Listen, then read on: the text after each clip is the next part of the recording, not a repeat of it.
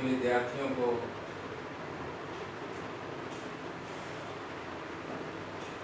स्वागत करते हैं आपके अपने एजुकेशन चैनल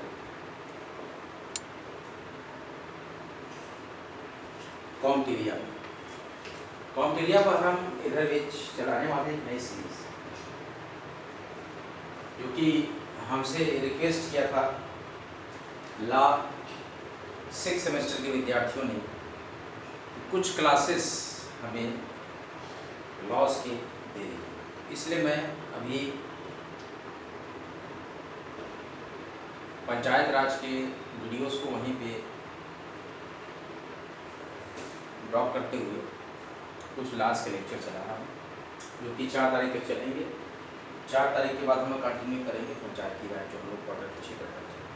तो ये सारे लेक्चर्स जो है लॉस के सेक्शन में डाले जाएंगे। अगर आप लॉस के लिए भी पढ़ना चाहें तो लॉ के लेक्चर्स आप देख सकते हैं। फिर 4 अगस्त के बाद हम क्षेत्र पंचायत की जो हमारे टॉपिक चल रहा था क्षेत्र पंचायत, वो हम कंटिन्यू करेंगे। अभी हम लॉ सेक्शन के अंतर्गत टैक्सेशन लॉ के बारे में आपको बताएंगे। कुछ लेक्चर्स यहाँ लॉ के चलेंगे जो कि तकरीबन 10 दिन चलेंगे, 8 दिन चलेंगे, जिसको कि हम लोग पढ़ेंगे ताकि कुछ जानकारियाँ इसके बारे में भी जो एक्सपीरियंस ने यहाँ पर अनुरोध किया था उनके लिए मैं चला दे रहा हूँ। जिनके एग्जामिनेशंस हैं तो कुछ दिन LLB स्टूडेंट्स के लिए समर्पित है ये चैनल। 8 दिन 10 दिन आप लोग को कुछ जानकारी ले लें। देखिए, इसमें सबसे पहला हम डिस्कस करेंगे आज क्वेश्चन, आय क्या होती है। दूसरा डिस्कस करेंगे करदाता कौन है। तीसरा डिस्कस करेंगे व्यक्ति क्या है। चौथा डिस्कस करेंगे पॉइंट लाभांश क्या है। और 5वां पॉइंट डिस्कस करेंगे पूंजी संपत्ति क्या है।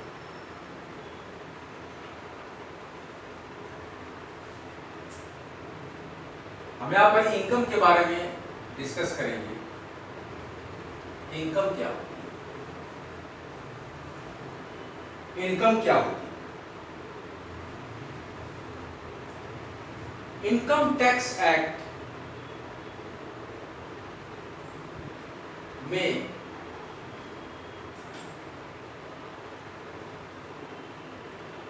इनकम को परिभाषित नहीं किया गया।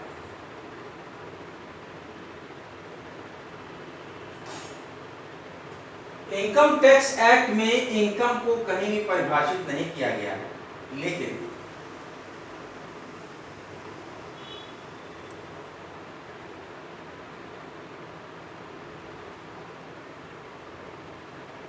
धारा 2 के सब धारा 24 में, धारा 2 के सब धारा 24 में वर्णित है। धारा 2 के सब धारा 24 में वर्णित है आय में क्या क्या सम्मिलित है। अब देखिए,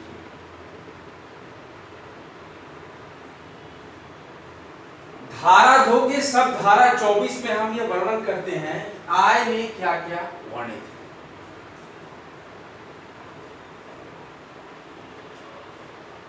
क्या क्या वर्णित है। सबसे पहले जो है हमारे पास आय में है लाभ व प्राप्तियां। क्या है।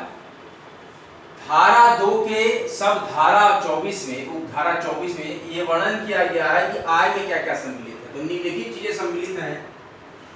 पहला है लाभ और प्राप्तियां, दूसरा है लाभांश,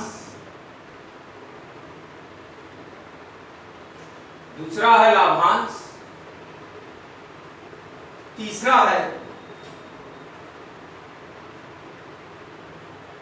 धर्म न्यास क्या है? तीसरा क्या है?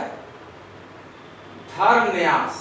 न्यास बोर्ड होते हैं तो धर्म न्यास, रिलीजन का जो न्यास होता है, या तो पूरी तरीके से धार्मिक उद्देश्य के लिए स्थापित संस्थाएं।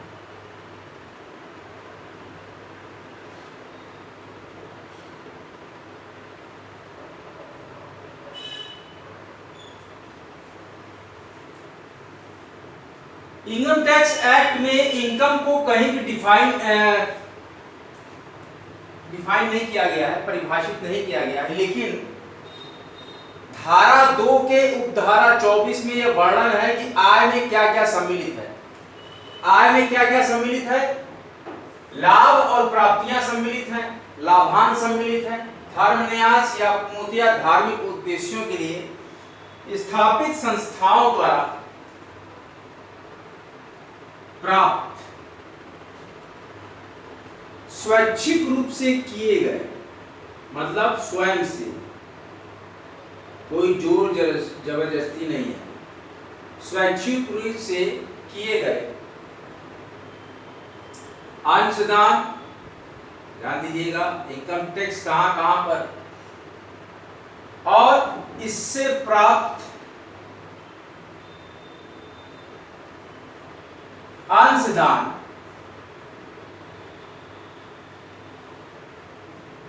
आय कर से, इनकम टैक्स से मुक्त कर दिए गए हैं।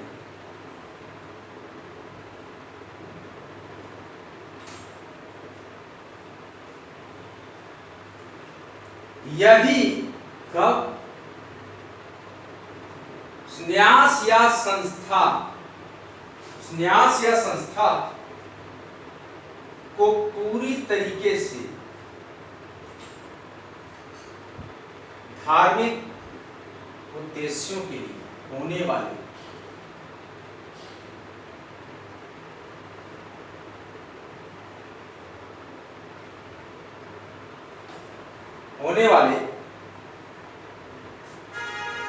होने के कारण ये पूर्णतः धार्मिक उद्देश्य के लिए मान्यता प्रदान की गई।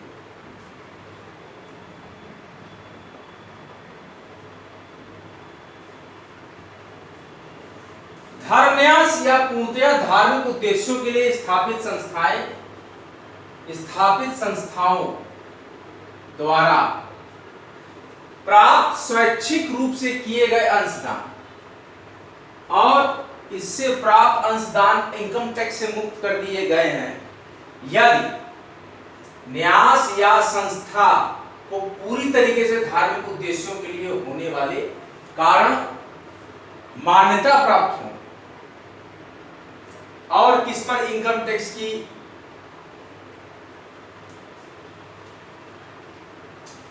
आय को और किस तरीके से परिभाषित किया गया है, और कौन सी आय होगी? अनुलाभ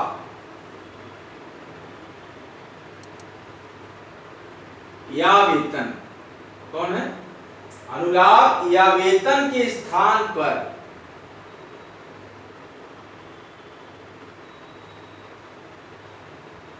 मिले हुए लाभ। अनुलाभ या वेतन के स्थान पर मिले हुए लाभ, ठीक है। और इन लाभों के अतिरिक्त, जो ऊपर जो लाभ हम बता रहे हैं चारों, इनके अतिरिक्त आय की परिभाषा है। इन लाभों के अतिरिक्त कोई विशेष भत्ता,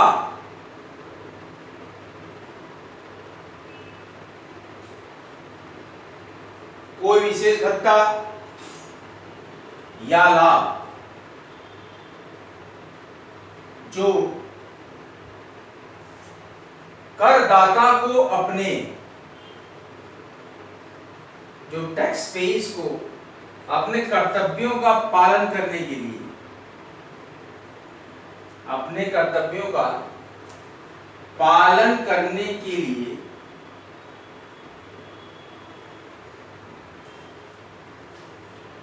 पूर्णतया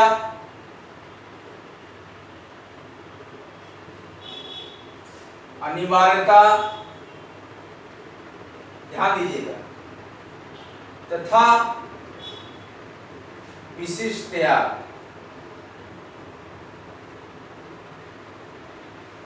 किए गए व्ययों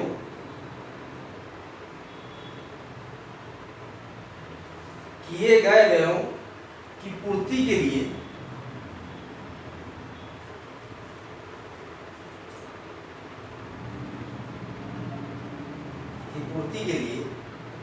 विशेषतया स्वीकार किए गए हैं।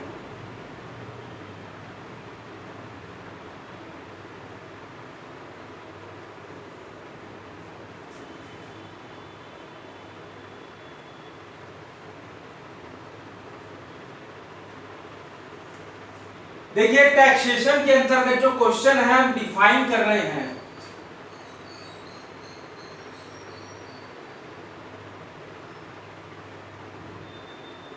define briefly the given 5 points that है, इनकम को बताएंगे हम, इनकम टैक्स पेई को बताएंगे, पर्सनल को बताएंगे, प्रॉफिट को बताएंगे और आपकी संपत्ति को बताएंगे, प्रॉपर्टी।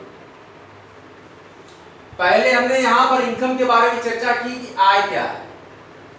इनकम टैक्स एक्ट में इनकम को परिभाषित नहीं किया गया है, कहीं भी नहीं लिखा है कि ये इनकम होती, लेकिन धारा 2 के उपधारा 24 में वर्णन किया गया है कि आय में क्या क्या सम्मिलित कर सकते हैं। तो आय में लाभ और प्राप्तियां होती हैं, आय में लाभांश होते हैं, आय में धर्म न्यास या पूर्णतया धार्मिक उद्देश्यों के लिए स्थापित संस्थाओं द्वारा प्राप्त स्वैच्छिक रूप से किए गए अंशदान होते हैं, और इस प्रकार के अंशदान आय कर से मुक्त कर दिए जाते हैं इनकम टैक्स से। कब?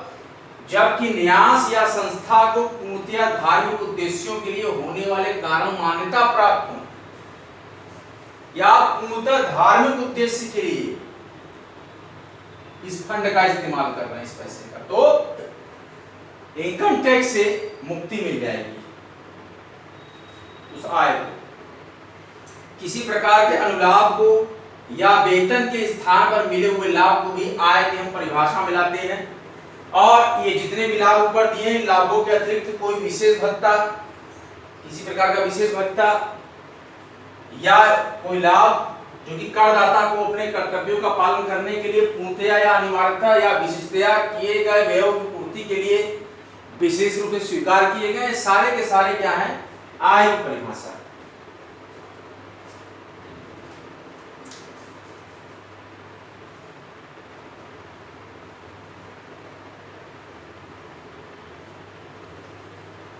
अब हम चर्चा कर लेते हैं अगले बिंदु पर, कुछ आर्टिकल्स को देख लेते हैं, क्या क्या आर्टिकल्स हैं, क्या क्या इसमें एग्जांपल्स हैं। 5 पॉइंट्स हम लोग यहाँ पे डील कर रहे हैं आज। आय, करदाता, व्यक्ति, लाभांश, पूंजी, संपत्ति। तो वो धन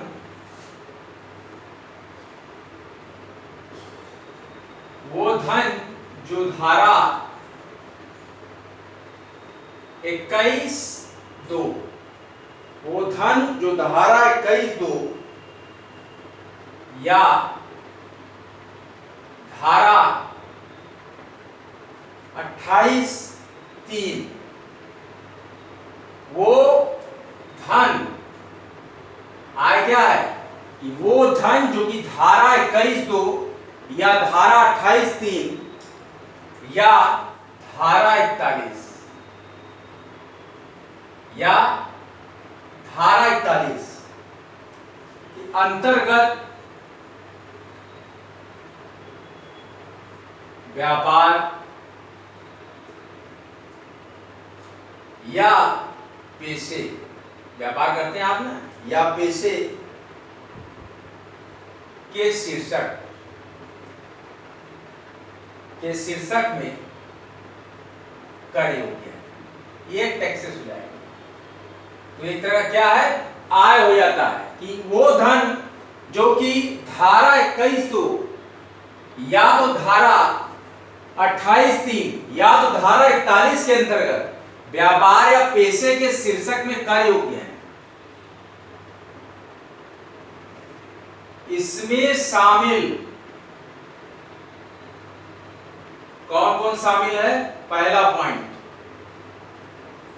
क्षतिपूर्ति की रकम, क्षतिपूर्ति की रकम जो प्राप्त हो गई है, आय से हम संदर्भ है कि आय किसको माना जाएगा? जो प्राप्त हो गई है या प्राप्त है, ये आपकी आय मानी जाएगी। क्या मानी जाएगी? आय मानी जाएगी। या सेकेंड पॉइंट इसी में आता है कि व्यापार या पैसे, व्यापार या पैसे की आय जो एसोसिएशन द्वारा, जो कि एसोसिएशन द्वारा अपने सदस्यों के लिए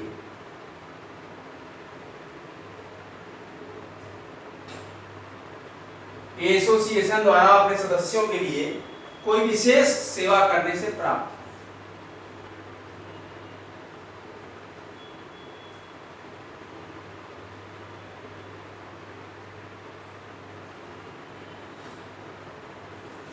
ठीक है?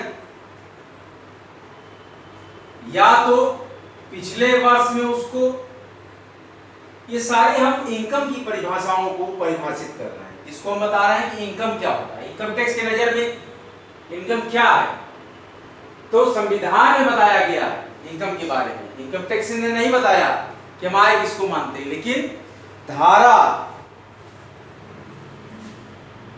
2 के धारा 24 में जो वर्णित है, तो यहां पर हमारे पास आया है कि वो धन जो धारा 21(2) या धारा 28(3) या धारा 41 के अंतर्गत व्यापार पैसे के शीर्षक में कार्य योग्य है। तो ये कौन कौन सी धाराएं हैं? तो इसमें कहा जाता है कि आय का निर्धारण होता है कि क्षतिपूर्ति की रकम जो प्राप्त हो गई हो या प्राप्त है, और व्यापार या पैसे की आय जो एसोसिएशन द्वारा अपने सदस्यों के लिए कोई विशेष सेवा करने से प्राप्त हो। इन सब पे टैक्सेस आपको देना है, ये सब आपकी इनकम में आएगा। और गत वर्ष में प्राप्त क्या इनकम में आता है, इसकी हम व्याख्या करना है। गत वर्ष में प्राप्त ऐसी कोई राशि, ये आप कैसे डिफाइन करेंगे कि इनकी इनकम क्या है? तो उस पर हम टैक्स लेंगे, तो जो इनकम टैक्स होगा। तो हम इनकम को तो पहले डिफाइन करें। तो हमारे भारतीय संविधान के धारा 2 के उपधारा 24 में जो वर्णित किया गया है, और यहां पर क्लेरिफाई करता है कि ऐसा धन जो कि धारा 21(2) या धारा 28(3) या धारा 41 के अंतर्गत व्यापार या पैसे के शीर्षक में कर योग्य है, वहां पर टैक्स लेंगे। किस केस में, किस तरीके के व्यवहार में वो शामिल होगी? तो व्यवहार होगा पहला कि वेतन या पैसे के मामले में क्षतिपूर्ति की रकम जो प्राप्त हो गई है या प्राप्त है, या तो व्यापार पैसे की आय जो एसोसिएशन द्वारा अपने सदस्यों के लिए कोई विशेष सेवा करने से प्राप्त हो गई हो, वो भी आय में आएगी। या गत वर्ष में प्राप्त ऐसी कोई राशि जिसके संबंध में करदाता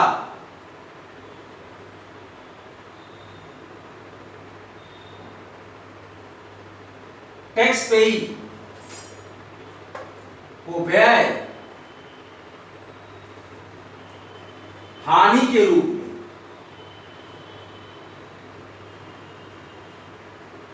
हानि के रूप में गत वर्ष से पूर्व, उसके भी पहले, पिछले वर्ष के भी पहले, गत वर्ष से पूर्व किसी वर्ष में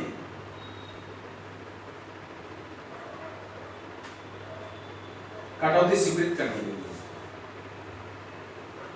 कटौती स्वीकृत कर दी गई।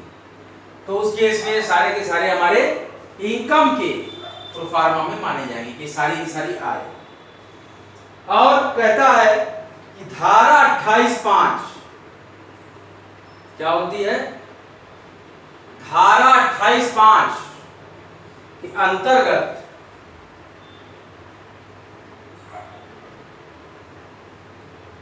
धारा 28(5) के अंतर्गत फर्म से उसके साझेदारों, फर्म से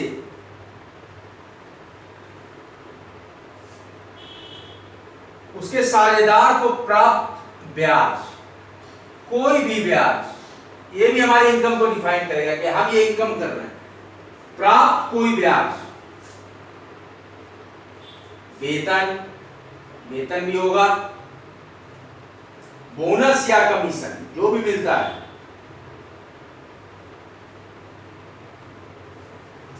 धारा 28(5) के अंतर्गत फर्म से उसके साझेदार को प्राप्त कोई भी ब्याज, वेतन, बोनस या कमीशन या पारिश्रमिक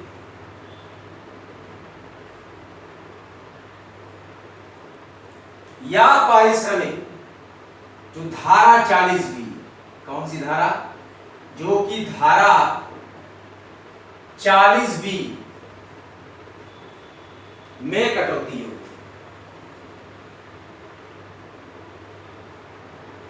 में कटौती योग्य है, तब भी ये आय के साधन में आएगा।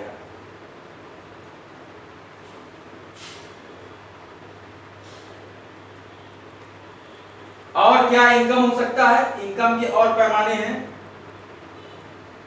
भारत सरकार की किसी योजना से,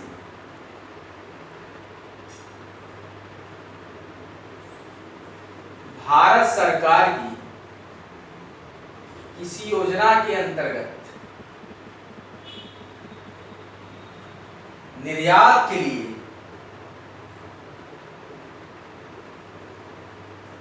एक्सपोर्ट के लिए किसी व्यक्ति को प्राप्त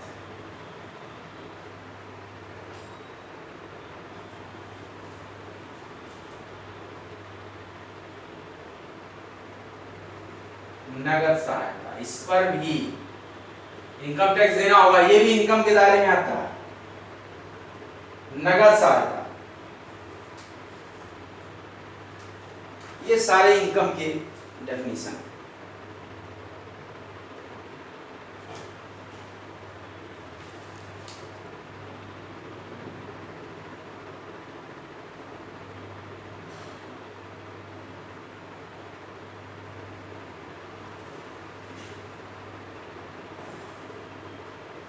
यदि किसी व्यक्ति ने आय के स्रोत को अंतरित नहीं किया है बल्कि उस आय का प्रयोग इस रूप में किया है, उस आय की राशि किसी अन्य व्यक्ति को अंतरित हो जाती है तो वह उसकी आंतरिक ही आय मानी जाएगी।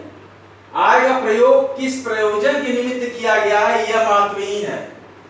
निर्धारित के द्वारा इस तरह का सहारा लेना कि उसने आय का प्रयोग धार्मिक अथवा पुण्यार्थ प्रयोजनों के लिए किया है और इसलिए उसकी इस आय को कर योग्य आय में शामिल नहीं किया जाना चाहिए। यहाँ यह महत्वहीन है कि उसकी यह आय कर योग्य। अब इस पर हम एक केस डिफाइन करते हैं। आय के इस पैमाने को हम बहुत ही ब्रीफली समझेंगे। एक हमारे पास साइटेशन है केस का, उसकी साइटेशन के साथ मैं ब्रीफ डिस्कशन करने जा रहा हूँ। ये केस हमारे पास है कि हम धर्मार्थ संस्थान पे टैक्सेस लग रहे हैं। अब इस पर जबकि माफ है, अगर आप धर्मार्थ संस्थान पुणे हैं उसमें कोई भी आप आय उत्पन्न करते हैं, लेकिन शर्त क्या है, पूरी तरीके से धार्मिक कार्यों में वह पैसा खर्च हो रहा है तभी वो टैक्स फ्री होगा, तभी उसको आप इनकम की श्रेणी में नहीं लेंगे। हमारा जो अभी चल रहा है प्रेजेंट डिस्कशन आय पे चल रहा है, इनकम। तो कर योग्य आय पर एक हमारे पास बहुत ही अच्छा केस यहां पर डिस्कस है। सीआईटी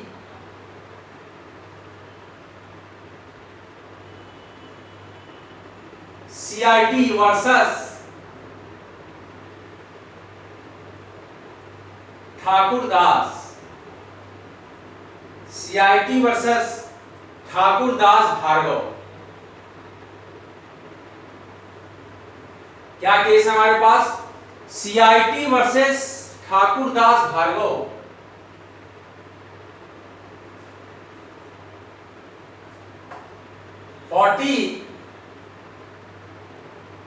ITR, हमारा साइटेशन क्लियर है, आप लोग समझिए। 40 ITR 301 क्या है हमारे पास यहां पर महत्वपूर्ण जो केस है, CIT versus Thakurdas Bhargava 40 ITR 301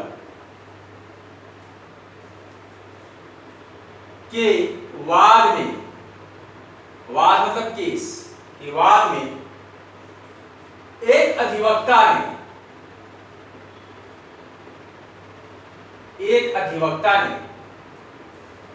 एक आपराधिक मामले में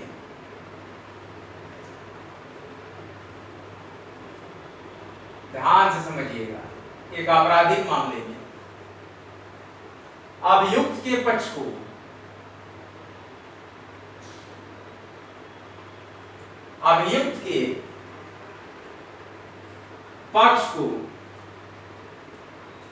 प्रस्तुत करने के लिए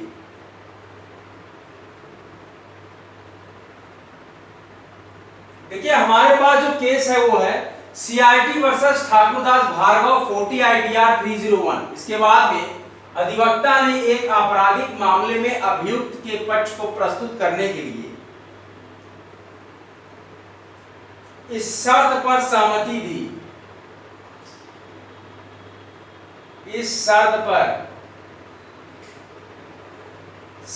दी, कि वह एक पुण्यार्थ का मतलब पुण्य कार्य के लिए न्यास स्थापित करने के लिए, पुण्यार्थ न्यास स्थापित करने के लिए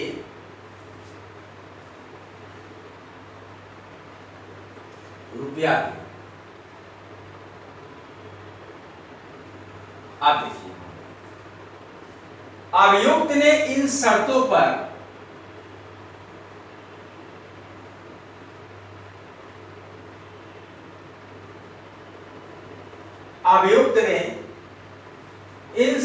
को स्वीकार कर लिया। अभियुक्त ने इन शर्तों को स्वीकार कर लिया, ठीक है। और अधिवक्ता को उसने, अधिवक्ता मतलब एडवोकेट, अधिवक्ता को उसने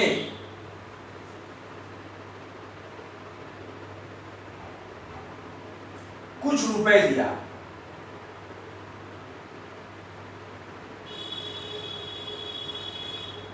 मामला क्या है हमारे पास, CIT versus Thakurdas Bhargava 40 ITR 301 के बाद में अधिवक्ता ने एक आपराधिक मामले में अभियुक्त के पक्ष को प्रस्तुत करने के लिए शर्त पर सहमति दी कि वो एक पुण्यार्थ न्यास स्थापित करने के लिए रुपया दे।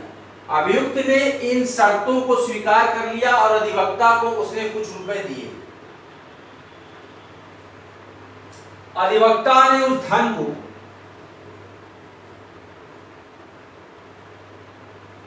एडवोकेट ने उस धन को एक बैंक में जमा कर दिया। मामला समझिए, एक बैंक में जमा कर दिया। क्या किया, एडवोकेट ने उस धन को एक बैंक में जमा कर दिया और उसके उपरांत उस धन के संबंध में और उसके उपरांत का मतलब बाद, उपरांत उस धन के संबंध में जो प्राप्त किया था अभियुक्त से,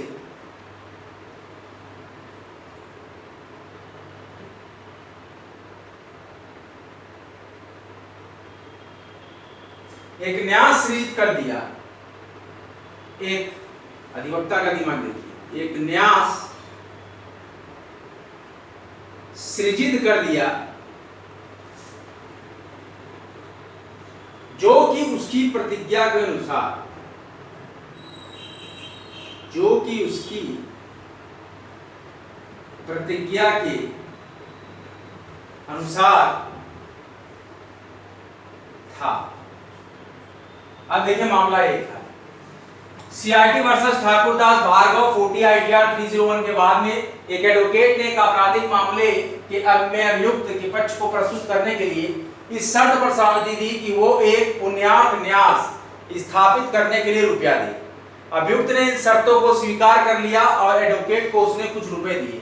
एडवोकेट ने उस धन को, उस रुपए को एक बैंक में जमा कर दिया और उसके बाद उस धन के संबंध में एक न्यास रीत कर दिया जो कि उसकी प्रतिज्ञा के अनुसार था। इस मामले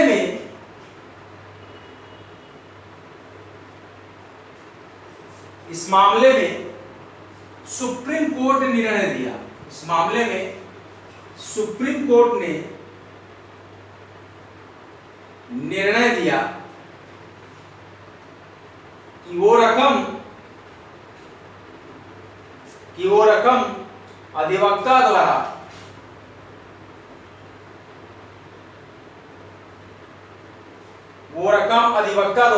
अपने व्यवसाय से प्राप्त आय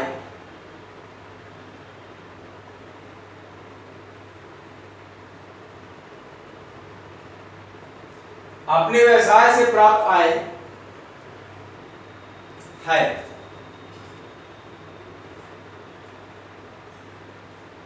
और उस धन को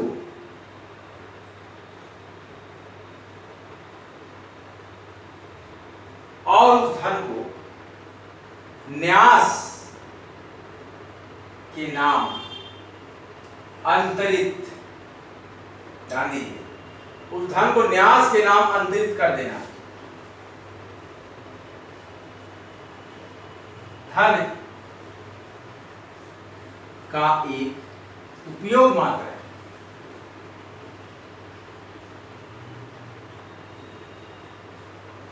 धन का एक उपयोग मात्र है, किंतु यहां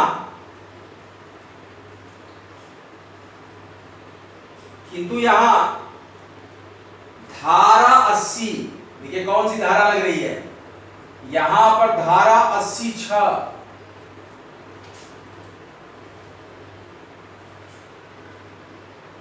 मतलब कि धारा 18G, इनकम टैक्स की धारा 18G, धारा 18G क्या कहती है, इनकम टैक्स एक्ट में धारा है 18G के अंतर्गत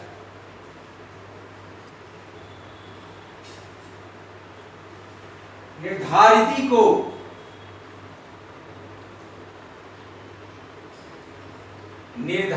को कर से, टैक्स से, कर का मतलब टैक्स, कर से ऐसी रकमों पर, मतलब पैसों पर छूट प्रदान की गई है।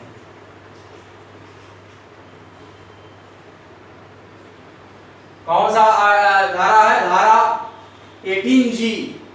तो ऐसी रकमों पर छूट प्रदान की गई है जो कि उनके द्वारा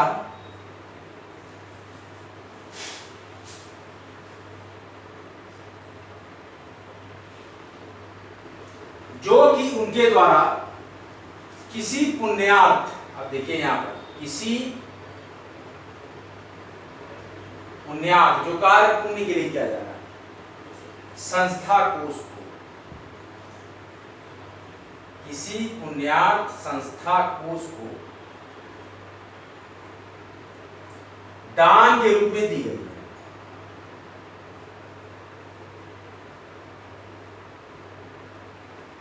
दान के रूप में दी गई है।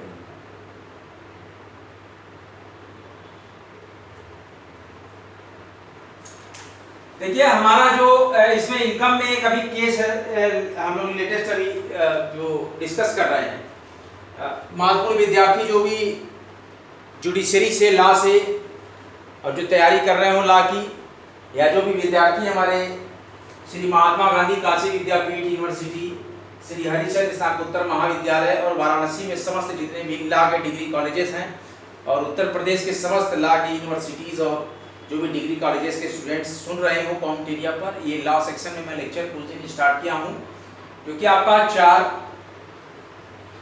अगस्त तक मैं इसको चलाऊँगा, 3 या 4 अगस्त तक, क्योंकि एग्जामिनेशन आ गए हैं। बच्चों ने आग्रह किया था कि कुछ लेक्चर सर लास्ट सेक्शन में आप डाल दीजिए, जबकि हमने कुछ सेमेस्टर्स में लिए थे। तो देखिए आएगा जब हम डेफिनेशन करते हैं टैक्सेशन लॉ में, यहाँ पर डिस्कस करेंगे। यह है read and describe the taxation laws, CIT versus Thakurdas Bhargava 40 IPR 301 के केस में अधिवक्ता ने एक आपराधिक मामले में अभियुक्त के पक्ष को प्रस्तुत करने के लिए इस शर्त पर सहमति दी कि वो एक पुण्यार्थ न्यास स्थापित करने के लिए रुपया दे। उसको बोला कि अभियुक्त को कि तुम पुण्यार्थ न्यास स्थापित करने के लिए रुपया दो, तो अभियुक्त ने इन शर्तों को स्वीकार कर लिया और अधिवक्ता को उसने कुछ रुपए दिए। अधिवक्ता ने उस धन को एक बैंक में जमा कर दिया और उसके उपरांत उस धन के संबंध में एक न्यास सृजित कर दिया, एक न्यास सृजित कर दिया जो कि उसकी प्रतिज्ञा के अनुसार था। और इस मामले में सुप्रीम कोर्ट ने निर्णय दिया कि वो रकम अधिवक्ता द्वारा अपने व्यवसाय से प्राप्त आय है। अब देखिए हमें इनकम डिफाइन हो गई कि वो रकम जो है अधिवक्ता की व्यवसाय से प्राप्त आय है और उस धन को न्यास के नाम अंतरित कर देना धन का एक उपयोग मात्र है। लेकिन यहाँ धारा 18G के अंतर्गत निर्धारिती को कर से ऐसी रकमों पर छूट प्रदान की गई है जो उनके द्वारा किसी पुण्यार्थ संस्था कोष को दान के रूप में दी गई है। जहां निर्धारिती अपनी आय, जहां निर्धारिती अपनी इनकम को एक विशिष्ट, जहां निर्धारिती अपनी इनकम को एक स्पेसिफिक प्रयोजन के लिए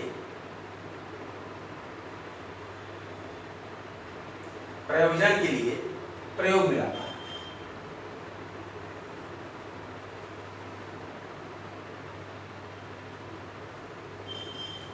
वहां वह उसकी आय,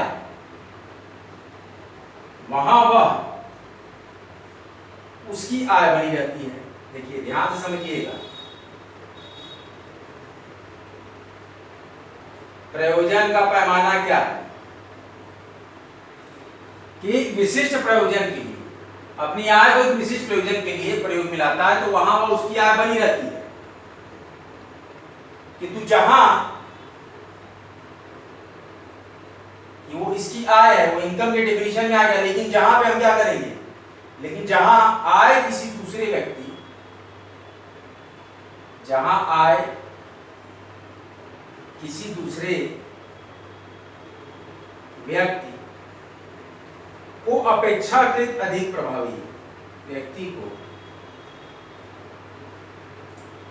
अपेक्षाकृत अधिक प्रभावी स्वत्व के कारण उस दूसरे व्यक्ति की ओर मोड़ दी जाती है, वहां इस प्रकार मोड़ी गई आय को निर्धारिती को आय के रूप में नहीं माना जा सकता। देखिए यही वो पॉइंट है, तो उसको निर्धारिती की आय के रूप में नहीं माना जा सकता। तब यहां पर क्या आएगा पॉइंट, केस आपने समझ लिया है। जब कहा कि जब वो अपने पर्सनल यूज के लिए कर रहा है तो आय है, लेकिन जहां आय किसी दूसरे को अपेक्षाकृत अधिक प्रभावी स्वत्व के कारण उस दूसरे व्यक्ति की ओर मोड़ दी जाती है, वहां इस प्रकार मोड़ी गई आय को निर्धारिती को आय के रूप में नहीं माना जा सकता। तो CIT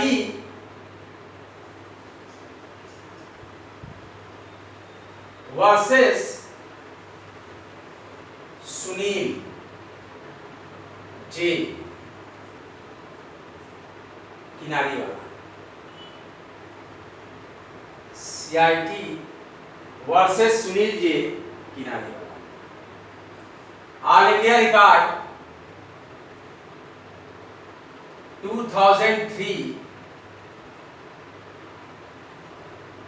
सुप्रीम कोर्ट 668। इसके बाद में क्या हुआ, वो तो डिक्लेयर हो गया आपका। इसके बाद में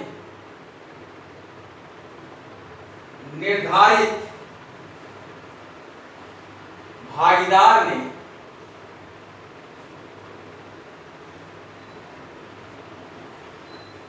भागीदारी में अपने अंश, भागीदारी में अपने अंश से आय अर्जन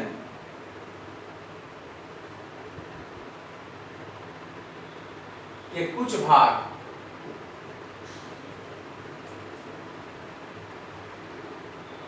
को न्यास को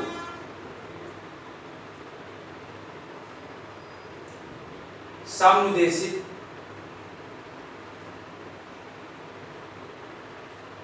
कर दिया। आय के कुछ भाग को न्यास को समनुदेशित कर दिया। इस प्रकार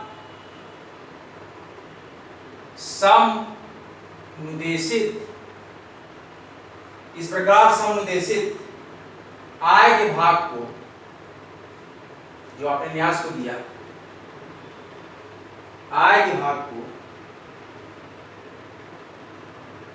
आयकर को प्रयोजन हेतु आयकर के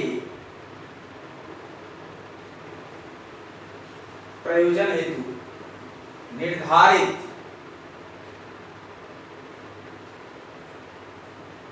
भागीदार का ही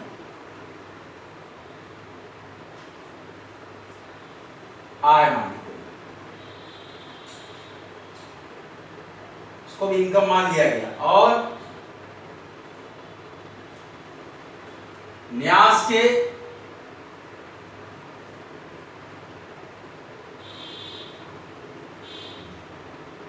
अध्यारोही स्वत्व के आधार पर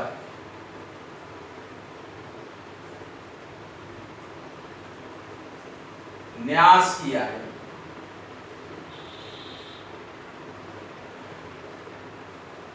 नहीं मानी गई।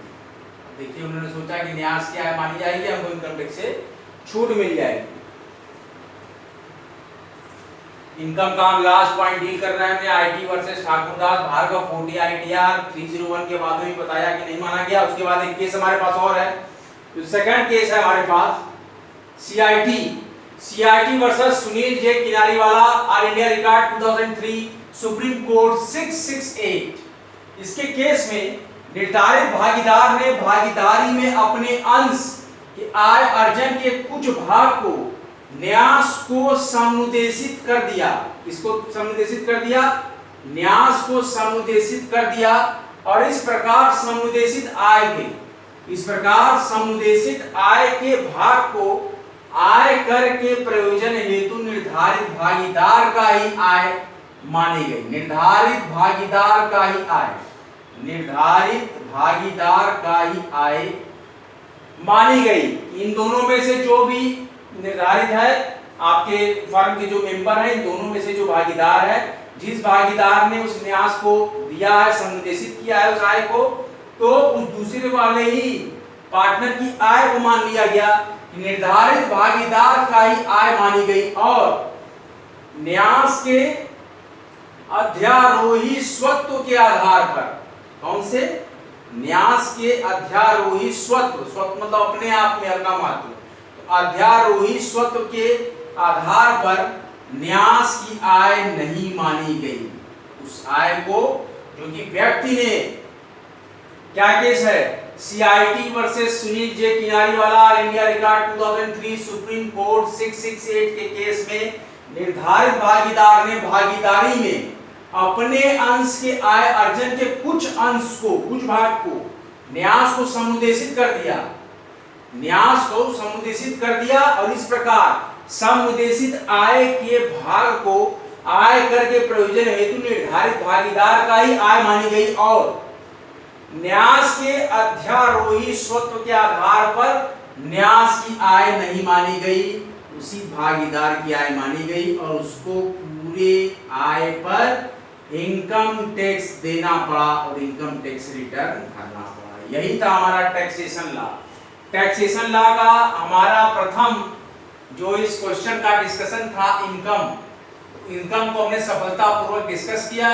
इनकम क्या हमने 2 साइटेशन केस को बहुत ही ब्रीफली डिस्कस किया, जिसमें कि फर्स्ट केस था हमारे पास CIT versus central income tax versus Thakurdas Bhargava 40 ITR 301। क्या था केस?